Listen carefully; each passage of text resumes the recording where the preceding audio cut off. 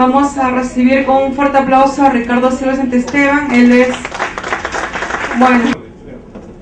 Quiero comenzar agradeciendo la invitación de la Universidad Ricardo Palma a participar en este simposio, gracias a la generosidad de Charo, justamente, ¿no? Y es un honor para mí encontrarme entre tantos distinguidos traductores y profesores de la traducción de todo el ámbito de la lengua. Cuando Charo me invitó al simposio, pensé que una de las figuras más interesantes y menos estudiadas desde el punto de vista de la traducción era la del Inca Garcilaso de la Vega. El Inca Garcilaso de la Vega, como clásico peruano, clásico americano y clásico español, por ejemplo, la gran antología que hizo Dámaso Alonso, creo que es uno de los pocos escritores españoles no nacido en América, se encuentra seleccionada parte de su obra, ¿no? Bien, la traducción es una de las artes más antiguas del mundo, que comenzó cuando el hombre quiso comunicar sus pensamientos y tuvo que trasladarlo a un sistema de expresión. En la actualidad, la definición más común del acto de traducir es expresar en una lengua lo que está escrito o se ha expresado antes en otra. Pero el mundo de la traducción es muy amplio. Por tal motivo, en este comentario nos ceñiremos al campo de la traducción literaria, que es el que interesa para nuestros fines. Como desde la metafórica maldición de Babel, el hombre ha tenido que comunicarse entre distintas lenguas, los traductores han constituido inevitables puentes de contacto entre las civilizaciones.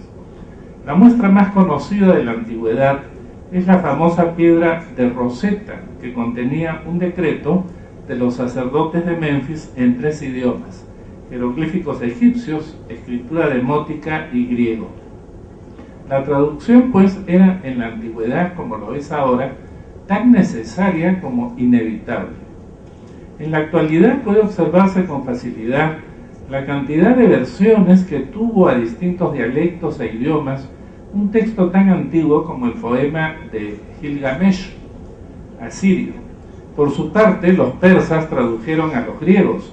Los primeros ejemplos literarios que se conservan de la antigua Roma y aún pueden leerse son los de la Odisea, vertida por Livio Andrónico en fragmentos, por supuesto, y las divertidas comedias de Plauto y Terencio, que no hicieron otra cosa que traducir y adaptar al comediógrafo griego Menandro.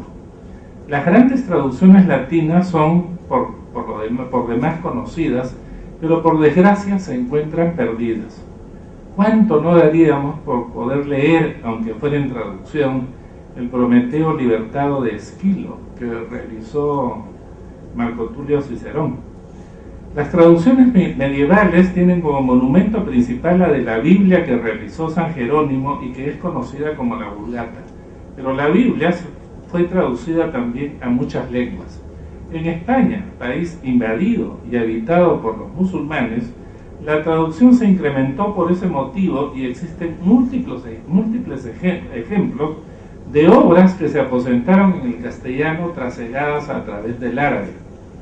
Gracias a Alfonso el Sabio, varias obras latinas se tradujeron, aunque como era la costumbre, en forma abreviada.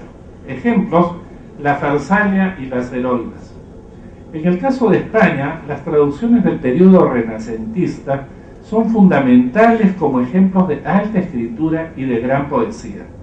Es sabido que el afán de conocimiento de los clásicos antiguos, de libros fundamentales del humanismo y de la poesía, impulsó la traducción de estos. La traducción de los 4 libros del Cortesano, de 1534, de Baldassare Castiglioni, fue realizada por Juan Boscán, el gran amigo del poeta toledano Garcilaso de la Vega, y luego tuvo otras 13 ediciones en el siglo XVI. El Orlando Furioso de Ludovico Ariosto, otro gran clásico contemporáneo italiano, fue traducido por Jerónimo de Urrea en 1549 y tuvo 10 ediciones más en el siglo XVI. Algunos años después de la traducción de Ariosto, aparecía en Toledo la traducción de la Eneida, en 1555, el gran poema clásico de la latinidad por Gregorio Hernández de Velasco, seguida por múltiples ediciones hasta el fin del siglo. Debe mencionarse que como versión clásica en el ámbito castellano, la de Hernández de Velasco solo fue reemplazada por la Eneida de don Miguel Antonio Caro, publicada en Bogotá en 1873. No cito otros ejemplos famosos para no alargarme. La traducción, ya fuera de obras en prosa o poética, tomó carta de ciudadanía y prestigio durante el gran siglo XVI español, cuando arrancaba el sobresaliente momento de la poesía, el teatro, la narrativa y la prosa varia, y contribuyó no poco al conocimiento de los grandes modelos de la literatura. Grandes escritores como Fray Luis de León ejercieron la traducción, aunque algunas de las suyas tuvieran que esperar todavía 2 siglos más para ser publicadas, como sus versiones y comentarios de El Cantar de los Cantares o del libro de Job. Entre la colección de sus poesías que publicó don Francisco de Quevedo en 1631 se encuentran versiones de Virgilio, las bucólicas completas, y muestras de Horacio y de los Salmos. Para muchos poetas, la traducción era una escritura connatural y un excelente ejercicio literario. Para otros, la fama a través de una versión que se convertía en clásica para quienes no poseían el don de lenguas. Las versiones de la poesía clásica, sobre todo latina, y de los italianos contemporáneos o cuasi contemporáneos, fueron innumerables. Existen también obras que, aunque en gran parte traducidas, se enmascaraban como obra propia. Pienso en la Filosofía Secreta de 1585 de Juan Pérez de Moya, que por ratos traduce a troche y moche a determinados autores. Por ejemplo, su artículo sobre Demogorgon procede largamente de la genealogía de los dioses de Boccaccio. Pero no nos escandalicemos.